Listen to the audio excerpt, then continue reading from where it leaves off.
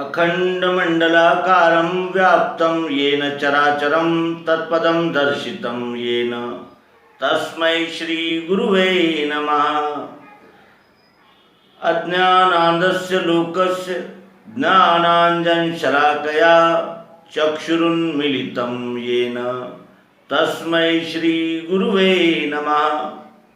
अपने सभी प्रिय पाठकों, गुरुजनों, आचार्यजनों का हार्दिक स्वागत करते हुए आइए आज उपनिषदों के विषय में कुछ जानकारी प्राप्त करें।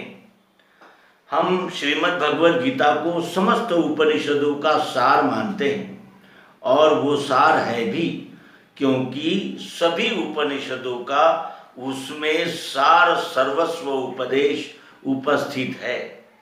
और ऐसे अनेक लोग होंगे जिन्होंने उपनिषद देखे नहीं होंगे, और कुछ ऐसे भी होंगे जिन्होंने उपनिषद तो देखे लेकिन उनका अभ्यास नहीं किया, और कुछ ऐसे भी होंगे जिन्होंने उपनिषद देखे भी हैं, पढ़े भी हैं, लेकिन उसके तत्व का आकलन नहीं हुआ। और कुछ ऐसे भी हैं कि उन्होंने उपनिषद न देखे हैं, न पढ़े हैं, न जाने हैं, लेकिन उपनिषदों का सार सत्व उनके हाथ लग गया। अब इसके लिए एक उदाहरण देखेंगे। कोई किसी देश की और किसी देश विशेष के स्थान की जानकारी लेने के लिए एक शिक्षक कोई नक्शा टांगता है और कहता है कि ये यहाँ से यहाँ तक भारत है, फिर यहाँ से पाकिस्तान है, फिर यहाँ से चाइना है, फिर यहाँ से मलेशिया है, फिर यहाँ से श्रीलंका है। वास्तविक उस नक्शे में केवल उनके आकृतियाँ हैं, कोई देश नहीं है, लेकिन देश के विषय में जानकारी है। जानकारी यानी उसके आकार प्रकार के विषय में हम वहाँ जान सकते हैं, लेकिन प्रत्यक्ष देश को देखा क्या तो नहीं। और अगर हमने देश को देखा ही नहीं और केवल नक्शे पर उस देश का चित्र देखा है तो ये भी नहीं कह सकते कि हमने उस देश को देख लिया। और बगैर नक्शा देखे केवल अगर हमने उस देश का नाम सुना है तो ये भी नहीं कह सकते कि हमने उस देश की कोई जानकारी प्राप्त की। उस भारत के वो देश भारत के ईशान्य में है, आग्नेय में है, पूर्व में है, पश्चिम में है, कुछ भी नहीं जानते। तो नक्शे से हमें कुछ न कुछ जानकारी प्राप्त होती ही है, लेकिन उन जानकारियों का जो मूल है ज्ञान, जिसे हम प्रत्यक्ष दर्शन कहते हैं, वो नहीं प्राप्त होता। उसी तरह वेदों में, उपनिषदों में अध्यात्म विज्ञान तो यानी सब कुछ है उसमें बताया गया, लेकिन वो शब्दों में है। और शब्द तो ऐसे है जैसे आद्य शंकराचार्य जी कहते हैं कि शब्द जालम महारण्यम। शब्द ये ऐसा महान अरण्य है, जंगल है, वन है, फॉरेस्ट है, कि जिसमें एक बार हमने प्रवेश किया कि फिर उसका कोई अंत नहीं है। जितना आप आगे बढ़ते जाएंगे वो जंगल और घना होता चला जाएगा। क्यों? क्योंकि उस जंगल से जो राह जाती है, उस रास्ते को जानने वाला ही उस जंगल से बाहर निकाल सकता है, और उस जंगल से बाहर निकलने के लिए उस रास्ते का प्रत्यक्षदर्शी हमारे समक्ष होना आवश्यक होता है। उसी तरह वेद, उपनिषद, संहिताएं, ब्राह्मणे, आरण्य के 6 दर्शन शास्त्र और फिर कुरान, बाइबल, अवेस्ता आदि सभी ग्रंथों उपस्थित है, लेकिन उन ग्रंथों का सार सर्वस्व और जिसे कहते हैं कि मूल उसकी देशना, मूल उनका संदेश बताने के लिए उस संदेश के जानकारी की आवश्यकता होती है, और वही तत्व दर्शन कराने वाले तत्वदर्शी सद्गुरु कहलाते हैं। उसी तरह वेदों का, उपनिषदों का जो शाब्दिक ज्ञान है, उसको प्रत्यक्ष प्रायोगिक पद्धति से बताना, प्रायोगिक पद्धति से उनका दर्शन और उनको यानी जैसे कहते हैं कि चित्त में धारण करवा देना, यही सद्गुरु की महिमा है और यही सद्गुरु का महत् कार्य है, जिसके लिए यानी संत महात्मा विभूतियाँ कहती है कि सद्गुरु के बगैर तुम्हें मार्ग नहीं है। आपको सद्गुरु की शरण में जाकर ही ईश तत्व को पा सकते हैं, अन्यथा कोई मार्ग नहीं है। तो अब यहाँ हम इस अंक में आपको उपनिषदों की कुछ ऐसी स्थूल जानकारी देने जा रहे हैं जिससे उपनिषद क्या है, वो किस तरह इन्हें अपना तत्वों का वर्णन करते हैं, उसकी एक सरसरी कल्पना आपको इस अंक में देने का हमारा ये प्रयास है। आशा है आपको ये प्रयास निश्चित पसंद आएगा और आप भी ये जानेंगे कि जो वेदों में है वही उपनिषदों में उसका विस्तार है, और जो वेदों उपनिषदों में है वो अत्यंत अल्प और अत्यंत सारगर्भ पद्धति से सद्गुरु ने हमें सर्वांग योग युक्ति द्वारा प्रत्यक्ष दिया है और हम उससे लाभान्वित हुए हैं। ये सर्वांग योग का महत्व ज्ञात होने के लिए हमें उपनिषदों में क्या है इसके विषय में जानकारी अवश्य ही होनी चाहिए। सर्वप्रथम प्रश्न उपस्थित होता है कि उपनिषद है कितने? तो कुछ लोग उपनिषदों को 13 कहते हैं और कुछ अनेक प्रकार के यानी संख्या बताते हैं। वास्तविक उपनिषद कितने हैं? ईशावास्योपनिषद, केनोपनिषद, कठोपनिषद, प्रश्नोपनिषद, मुंडकोपनिषद, मांडुक्योपनिषद, तैतरीय उपनिषद, छांदोग्योपनिषद, ऐतरेय उपनिषद, बृहदारण्यक उपनिषद और श्वेताश्वेतर उपनिषद, ऐसे उसके यानी भाग है। तो ये 5 और 5 10 और 11 ऐसे ये 11 होते हैं।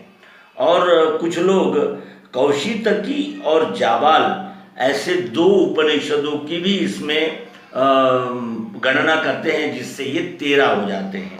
अब उपनिषदों में क्या है इसके विषय में अल्प में जानेंगे कि तैतरीय उपनिषदों में क्या कहा है। यतो वा इमानि भूतानि जायन्ते येन जातानि जीवन्ति यत् प्रयत्नभिः शविशन्ति तद्विज्ञासस्य तद् ब्रह्मेति। ये तैतरीय उपनिषद कहता है। स होवाच न वा अरे प्रत्युः कामाय पतिः प्रियो भवत्यात्मनस्तु कामाय पतिः प्रियो भवति, न वा अरे सर्वस्य कामाय सर्वप्रियं भवत्यात्मनस्तु कामाय सर्वप्रियं भवति, आत्मा वा अरे द्रष्टव्या श्रोतव्यो मंतव्यो निधिध्यासितव्यो। ये बृहदारण्यक उपनिषद कहता है। और असतो मा सद्गमय तमसो मा ज्योतिर्गमय मृत्युर्मा अमृतम गमय, यह बृहदारण्यक उपनिषद कहता है। तो ये उपनिषद क्या है? तो इसी को वेदों का अंत कहते हैं। जो वेद ने कहा है उसका ही सांगोपांग विचार उपनिषदों में किया गया है, इसीलिए इसे वेदांत कहते हैं। और वेदांत नाम का एक दर्शन शास्त्र भी उपलब्ध होता है जो श्री कृष्ण द्वैपायन व्यास जी ने लिखा है, जिसे छठा दर्शन शास्त्र कहते हैं। अब आइए इसके अंतरंग में प्रवेश करें। तो उपनिषद का अर्थ क्या है? उप का अर्थ है गुरु के पास बैठना और नि का अर्थ है निष्ठापूर्वक, यानी गुरु के पास निष्ठापूर्वक यानी पूर्ण श्रद्धा रखकर उपस्थित रहना, इसे उपनिषद कहते हैं।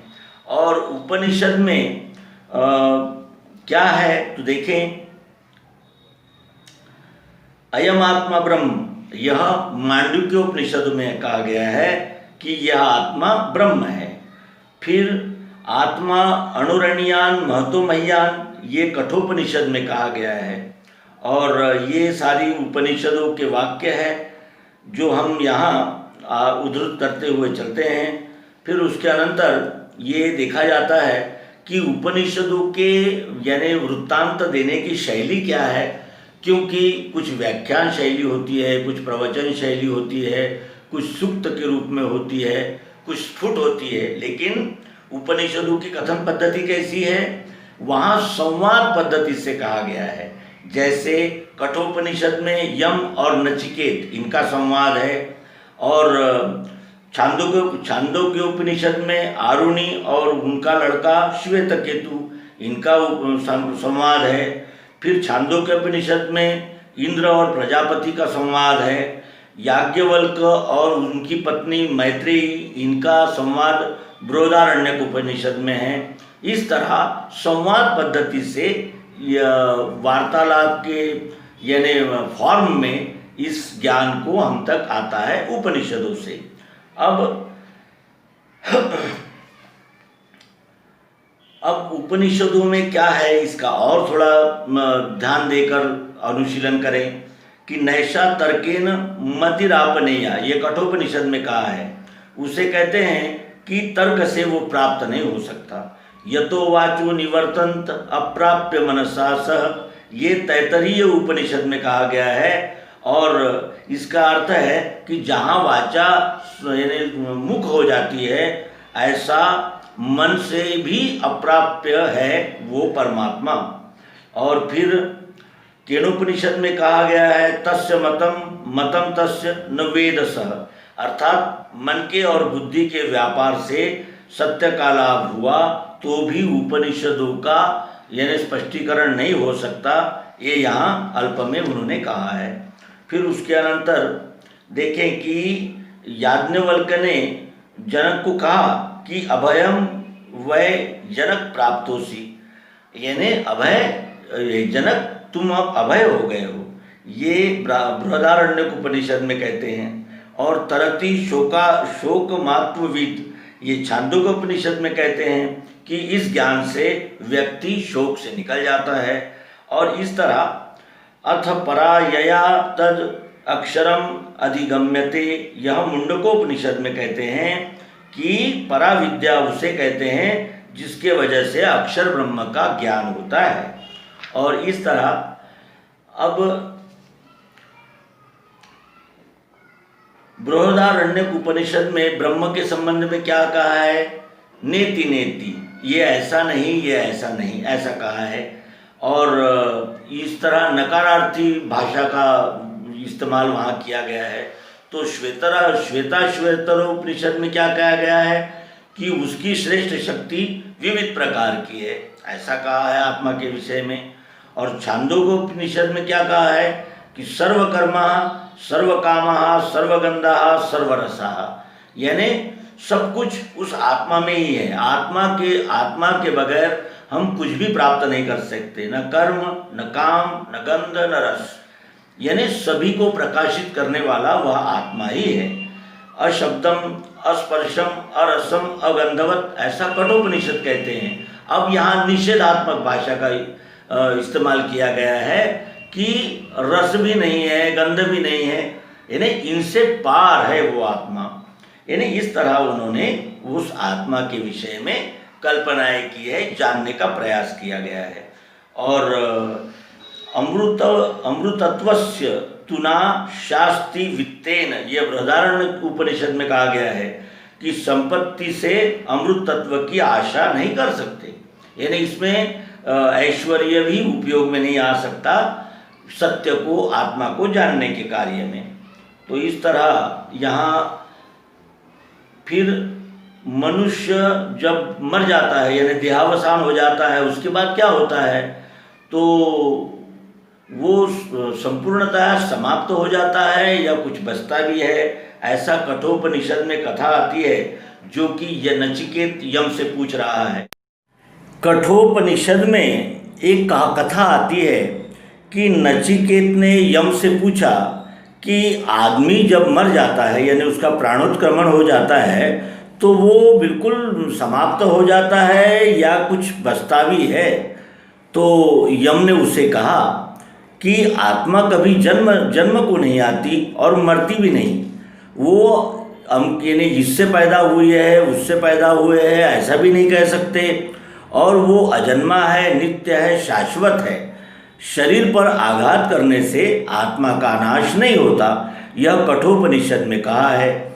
और उसमें आत्मा है वो एक और वो अशरीर है ये दूसरी, इस प्रकार से दोनों भूमिकाओं से यम ने नचिकेत को समझाने का प्रयास किया।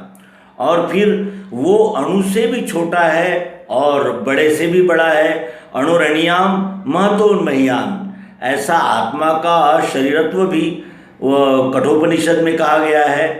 और उसमें कठोपनिषद में ये भी कहा गया है कि ये आत्मा निगूढ़ है, सूक्ष्म है, ये अशब्द है, अस्पर्श है, अरूप है, अरस है, अगंध है।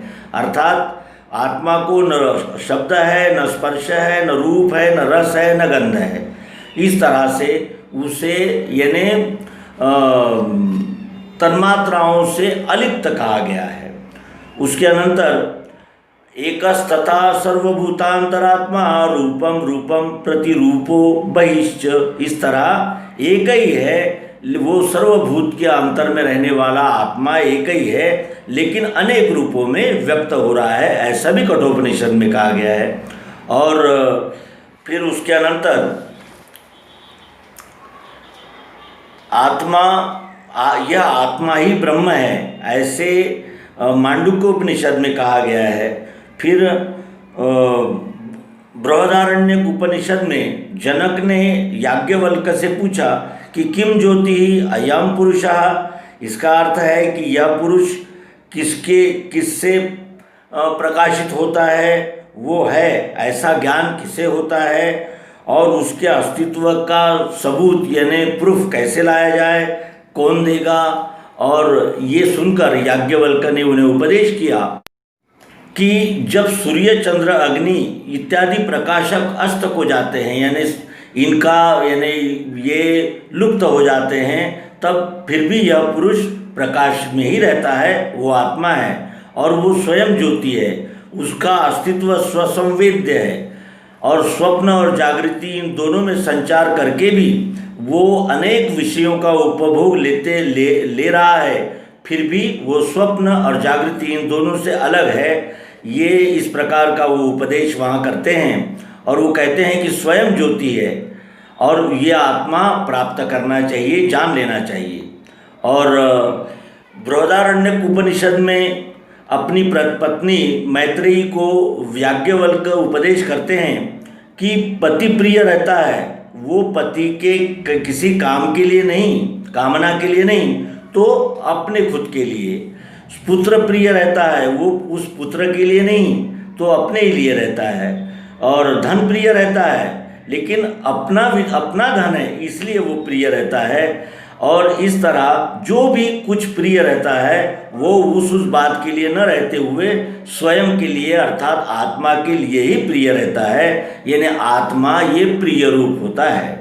नवारे सर्वस्य कामाय सर्वं प्रियं भवति, आत्मनस्तु कामाय सर्व प्रियं भवति। इसलिए आत्मा ही प्रेमास्पद है, सभी आनंद का और सभी प्रियता का जीवंत जो स्रोत है वह आत्मा ही है और वो आत्मा आनंद का महासागर है। इसलिए आत्मा को देखना चाहिए, आत्मा का मनन और निधिध्यास करना चाहिए। आत्मा का ज्ञान होने पर यह सब ज्ञात हो जाता है। आत्मनः विज्ञानेन इदं सर्वविदितम। इस तरह वे याज्ञवल्क अपनी पत्नी मैत्रेयी को उपदेश करते हैं। और फिर इदम सर्व खलु इदम ब्रह्म अयमात्मा ब्रह्म, इस संकल्पना को वो विस्तार देते हुए कहते हैं कि शांडिल्य अपने उपदेश में बताते हैं कि ये सब ब्रह्म ही है और ये दृश्य जो विश्व है वो ब्रह्म से निर्माण हुआ है, उसी में लीन होने वाला है और उसी के आधार से वर्तमान दृश्य दिख रहा है और इसलिए शांत चित्त होकर उपासना करनी चाहिए। सर्व खलु इदम ब्रह्म तज्जलान इति शांत उपासित, इस तरह छांदोग्योपनिषद में इस आत्मा के विषय में बताया गया है। और इसके अनंतर भृगुकुल का वारुणी अपने पिता के पास गया और कहा कि भगवान मुझे ब्रह्म सिखाइए। तैत्तरीय उपनिषद का ये प्रसंग है। तो उसे ब्रह्म के अस्तित्व विषय में यानी शंका थी। उसने अपने पिता को पूछा तो पिता ने कहा कि जिससे सभी भूत यानी सभी जीव मात्र निर्माण होते हैं, जिनके वजह से वह उत्पन्न होने वाले जीव जीवंत यानी जिंदा रहते हैं और अंत समय में सभी जीव जिसमें लीन होते हैं वही ब्रह्म है। आनंद ही ब्रह्म है, आनंद से ही सब जीव उत्पन्न होते हैं और उत्पन्न होने वाले आनंद के आधार से ही जीवंत रहते हैं। वह विनाश समय में आनंद में ही विलीन होते हैं। इससे ये आत्मा आनंद रूप ही है, ऐसा उनका कहने का यहाँ आशय होता है। उसके अनंतर तैत्तरीय उपनिषद में फिर कहा गया है कि आकाश से वायु, यानी जो ब्रह्म की व्याख्या दी गई है, सत्यम ज्ञानम अनंतम ब्रह्म, ऐसा तैत्तरीय उपनिषद में कहा गया है कि प्रज्ञानम ब्रह्म। तो इस तरह जिस ब्रह्म की व्याख्या की गई है उससे पहले आकाश निर्माण हुआ, आकाश से वायु, वायु से अग्नि, अग्नि से जल और जल से औषधि और औषधि से जीव, इस तरह निर्माण हुए, ऐसा तैत्तरीय उपनिषद कहता है। और इस तरह ये विस्तार होता चला गया। ऐतरेय उपनिषद में कहा गया है कि प्रथम अकेला एक आत्मा ही था। यह लोक, यानी यह सृष्टि निर्माण होनी चाहिए, ऐसा उसने विचार किया और उससे ही ये लोक, यानी ये जनलोक निर्माण हुआ। और जिस तरह कोड़ी नाम का जंतु अपने में से अनेक प्रकार के तंतु निकालकर उसके जाला बनाता है, उसी प्रकार से अक्षर ब्रह्म से यह सृष्टि निर्माण हुई है, ऐसा मुंडकोपनिषद में कहा गया है। तो मित्रों, ये तो बहुत विस्तार है, लेकिन हम अल्पमति से थोड़ा सा उपनिषद का आपको परिचय देना चाहिए, इस उद्देश्य से इस अंक का प्रस्तुतिकरण किया। अवश्य ही आपको पसंद आया होगा। अपनी प्रतिक्रियाएं कमेंट बॉक्स में अवश्य नमूद करें। धन्यवाद। नर्मदे।